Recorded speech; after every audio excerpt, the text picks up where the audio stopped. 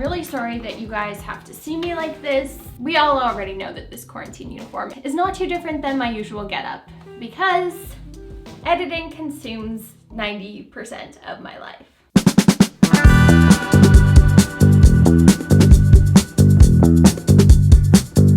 Welcome to this video. It's one that I've been meaning to film for so long because editing is honestly something that I love about YouTube. I freaking love it. You can do so many cool things. You can do this, you could do that, you could do weird shit like this.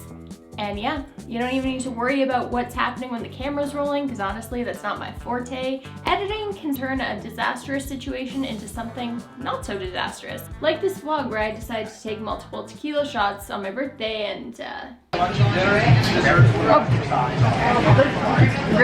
enough said. I've been editing for a really long time. I actually got into it when I was in high school. I also recently just did a video with my boyfriend, Daniel. It was a great time. I actually filmed the B-roll, edited the B-roll. Why don't I roll that here for you guys?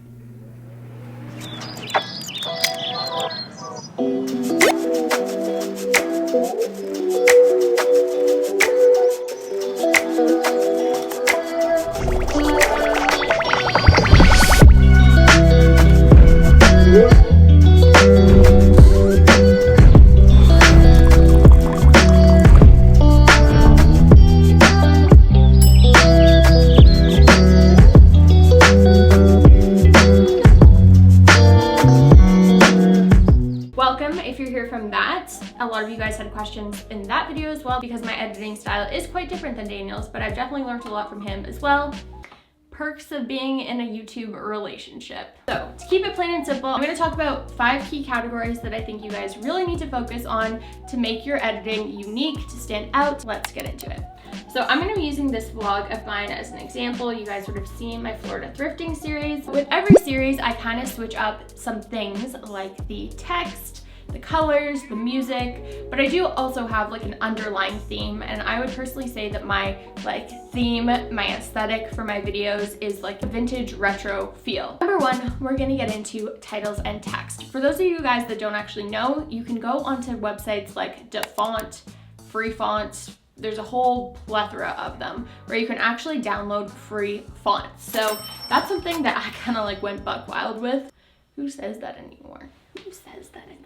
It just really allows you to customize your videos and even your thumbnails for that matter if you're making them on Final Cut Pro to your general aesthetic and theme. So a couple faves of mine as of recently have been a Mighty Jack, Artisan Pro, Feeding a Moment.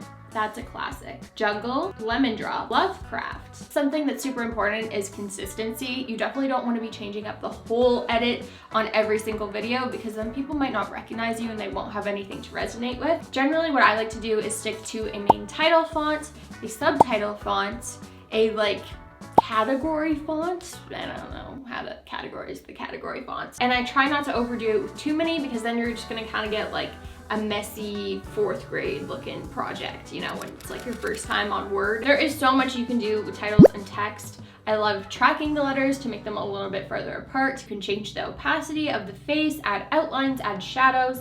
Literally just play around with things, discover what you like the look of. The most important thing though is you want the text to pop. You don't want it to be like too in your face, but the worst is when there's text that like no one can read. It's like, what is the point of that text? There literally is none. And you can also layer text on top of text to give like some other cool effects. Number 2. So colors and backgrounds are also very important in your overall theme. We're gonna call this a branding package. I've been through the whole rainbow, let me tell you, but recently I've been really liking the pink and green. And generally when I go to edit, I'll have certain backgrounds over specific text to kind of break up my shots, especially if they're vlogs. Sometimes I forget to mention things and it's good to put one of those text slides in there. Again, you don't want it to be too overwhelming and you want the colors of your backgrounds and stuff to match with the colors of your text. So something I like to do is add effects to my backgrounds. This just kind of makes it a little bit more diverse, and that way if I'm overlaying a flat text, it's gonna give a little bit more spice to the shot and it's less of just a filler boring slide that someone's gonna skip over. A couple effects that I like to personally overlay over a boring blank screen are bad TV, prism, noise. And when I go into those effects, I'll honestly just play around with the opacity of them. I'll sometimes key them in and out. Keying is the key.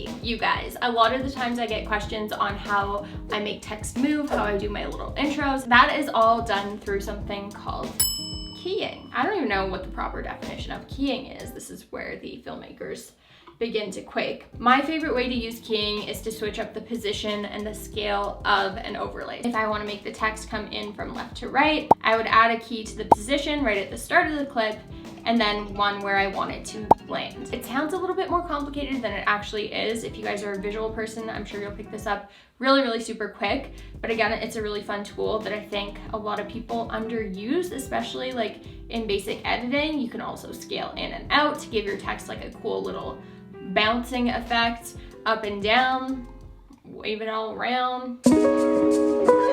We're gonna get into the topic number 4, which is GIFs and overlays. A lot of my friends, and myself included, like to use little fun GIFs or little animations, drawings. So there's option number 1 where you can download Procreate, and if you're artistic enough, you can actually get to drawing your own little animations, which is honestly a skill I wish I had. I just not the greatest of drawers. The extent of it is, I'm gonna show you guys a little hack.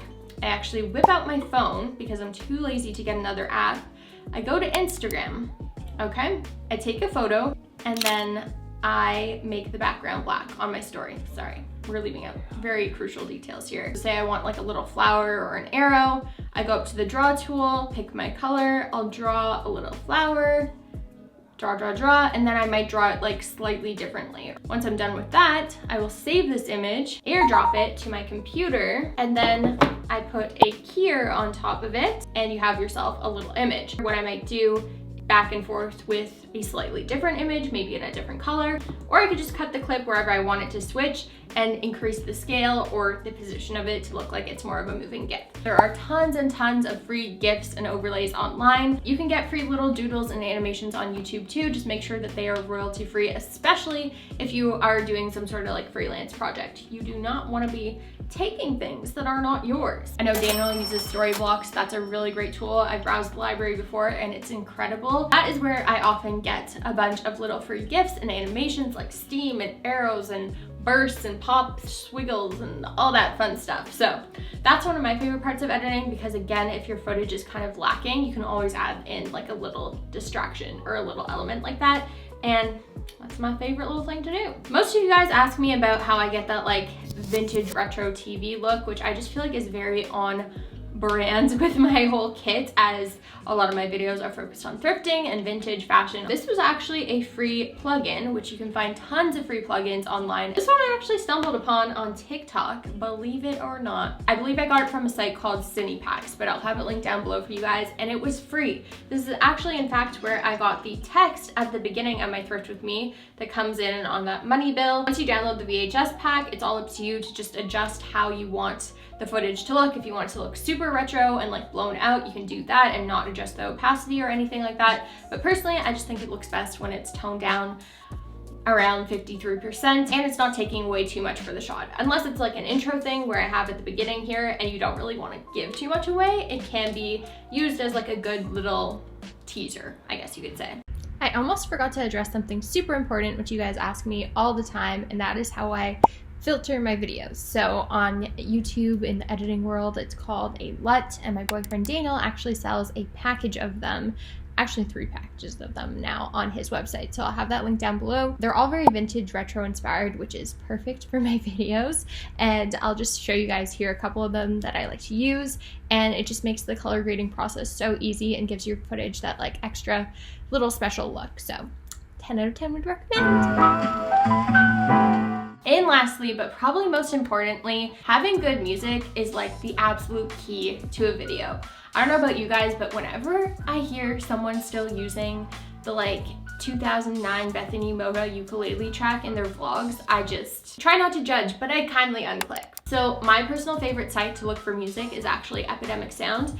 And I do have a link down below for you guys. It is an affiliate link, but you sign up and you get a month free, which is amazing. Definitely worth checking out if you do the free month, because they have so much in their library. What I like to search for, because I'm trying to get like that old school retro vibe, is old school hip hop, funk, and a couple others that I'm gonna leave here on the screen, as well as some of my favorite artists.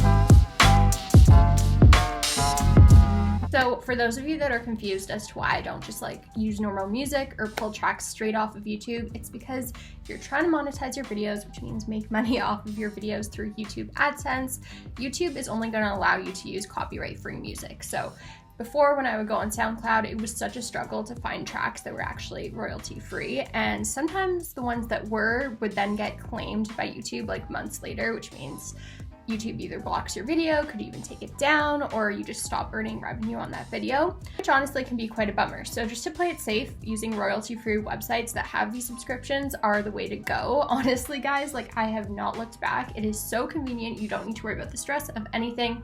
Test out music, it's all done for you. So with that subscription, you're getting that reassurance that your video is in the clear. There's no rules or restrictions being broken, and it's just like my go-to. So just in case you're a noob and you don't want to get a copyright strike, it's the way to go. I think that tying some sort of soundtrack, like familiar tracks that you're going to play again and again, is also something really important to do because people are going to come back as if it's almost like your theme song. So generally with my little themed videos, I actually have a song that plays at the beginning of all of them, so people kind of get that feeling where you're watching a TV show and it's just the start of it and it's good vibes, good times. And as you guys probably noticed at the beginning of that clip, I actually had this sound effect. So that actually isn't part of the song, although I do think it ties in pretty well. Something else that Epidemic offers are sound effects, which I think are super helpful and actually keep the audience engaged for a much longer time. I know we're all so busy multitasking these days. We're on our phones while YouTube videos are playing in the background and we're cooking and all this kind of stuff. So it's easy for people to leave on a YouTube video and get distracted and not pay attention to the whole thing. If you're a creator, you know that YouTube retention is super important. You want to keep the audience engaged. So I find that having little bloops and blips and beeps and buzzes and all that kind of stuff, or tape rewind sound effects, are good ways to just keep the audience engaged. That can all be found on Epidemic Sound as well, which is really, really helpful because I love just having one website where you go, you search, you download, and then they're in my library and I use them time and time again. You can always chop songs off in between. I think that kind of knowing when to pause the music, lower the music, make that like kind of dramatic effect moment is also super important. You want to remember to fade in the music, and you can also even add audio effects to your soundtrack. So something lately that I've been doing if a song is like a little bit too much pop and not so on the retro side is I've been adding the vintage radio sound effect as kind of a transition out of a scene into another. That is all I'm going to mention in this video. I know it's not anything like my normal videos, so I didn't want to make it go on for too long for those of you that aren't interested. But if you guys have questions about filming or more editing specific questions, if you want me to do like a full breakdown, leave those down below and I will get to them, or I'll make some sort of next video from whatever you guys want. Hopefully this is helpful. I don't know. I'm like looking at myself in the mirror and I look like a greasy potato. So, I mean, they say you are what you eat, and this is really telling right now. With that being said, I'm gonna go drink my tea, finish this vlog up. Don't forget to subscribe, and I will see you on my next one. Mwah! Ta-ta!